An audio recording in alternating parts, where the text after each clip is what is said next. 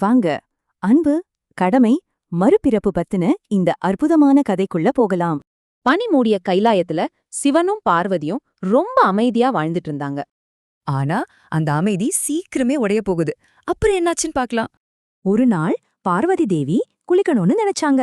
ஆனா தனக்கு நம்பிக்கையான ஒரு காவலன் வேணுமே.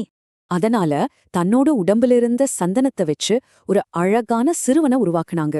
அந்த குழந்தைக்கு உயிர் கொடுத்து யாரையும் உள்ள விடாதேன்னு கட்டளையிட்டாங்க. சரியா, அதே நேரத்துல சிவபெருமான் அங்கே வராரு. வாசல்ல என்ன நடக்குதுன்னு அவருக்கு தெரியாது. ஆனா கணேசனும் அம்மா சொல்லிருக்காங்க யாரும் உள்ள போகக்கூடாதுன்னு சிவனையே தடுத்து நிறுத்துறான். சிவனுக்கு கோபம் வருது. நான் தான் இந்த வீட்டுக்கு தலைவர்னு சொல்றார். ஆனா சிறுவல் அசரவே இல்ல. இங்க பாருங்க, ஒரு பக்கம் மகனோட கடமை, இன்னொரு பக்கம் சிவனோட அதிகாரம், ரெண்டும் மோதுது. கோபம் அதிகமானதால சிவன் தன்னோட பூதகணங்களை அனுப்பி அந்த சிறுவனை தடுக்கச் சொல்றார். ஆனா என்ன ஆச்சரியம், அந்த சின்ன பையன் அத்தனை பேரையும் தனியாளா ஜெயிச்சிட்டான். இப்போ சிவனுக்கும் அந்த சிறுவனுக்கும் நேரடியா ஒரு பெரிய சண்டையே நடக்குது. கோவத்தோட உச்சியில சிவன் தன்னோட திரிசூலத்தால தாக்குறாரு. கணேசனோட தலை துண்டிக்கப்படுது. வெளியே வந்த பார்வதி இத பாத்துட்டாங்க.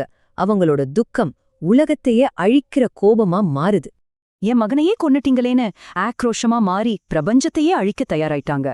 தேவர்கள் எல்லாரும் சிவனிடம் வேண்ட அவர் தன்னோட தப்ப உணர்ந்து பையனை உயிர்ப்பிக்கிறதா சொல்றார்.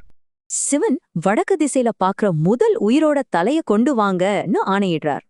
அவங்களுக்கு ஒரு யானை கிடைக்குது. அதோட தலைய கணேசனோட உடம்புல பொருத்துறாங்க. ஒரு தெய்வீக சக்தியால கணேசன் மறுபடியும் உயிர் பெற்று இழகிறார். பார்வதிக்கு ஒரே சந்தோஷம். எல்லாம் அமைதியானதும் சிவன் தன்னோட மகனுக்கு ஒரு பெரிய வரத்தை கொடுத்தார். இனி இவன்தான் விக்னேஸ்வரன், அதாவது தடைகளை நீக்கிறவன். எல்லா பூஜையும் இவனை வணங்கிதான் தொடங்கும். இந்த கதை நமக்கு என்ன சொல்லுதுன்னா, கடமை, கோபம், மன்னிப்பு பத்தி நிறைய பாடங்களை சொல்லுது. அப்போ உண்மையான பல எதுல இருக்கு? அசைக்க முடியாத கடமைலா இல்ல மன்னிக்கிற சக்திலா?